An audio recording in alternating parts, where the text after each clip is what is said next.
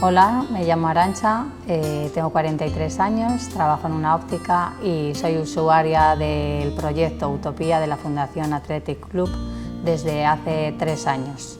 Llegué a este proyecto gracias a la asociación de Clara Campoamor. Cuando llegué a Utopía me encontraba en una situación muy delicada, muy baja de ánimo, pues por una situación familiar y por una enfermedad de mi hermana. Entonces, a través de poder ir cada martes a tener mi espacio donde pensar, donde relajarme y donde poder hacer ejercicio con las chicas del Athletic, para mí fue pues, un escape total de peso y de todo.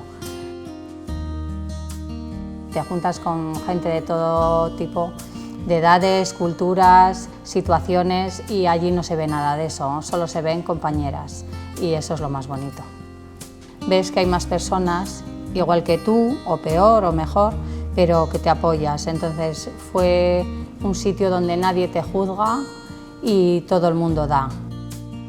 Se ha creado como una gran familia, ellos me aportan dentro y fuera de Utopía todo lo que necesito, si necesito llamar sé que están ahí y bueno, pues ellos saben que pueden contar conmigo para lo que quieran.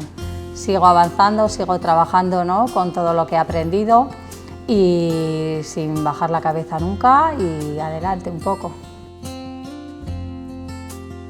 En la primera temporada de Utopía nos hicieron un juego, por así decirlo, en el cual teníamos que presentar 3 cosas. Una de ellas fue unos zapatos de tacón, los cuales dije que no era capaz de ponerme, ¿no?, por mi situación anímica, cuando siempre me han encantado. Y bueno, hoy en día me los puedo poner y sin tener miedo a caerme, ¿no?, que era el miedo de antes. Me siento muy afortunada de que la Fundación Athletic me dieran esta oportunidad y haberla sabido aprovechar.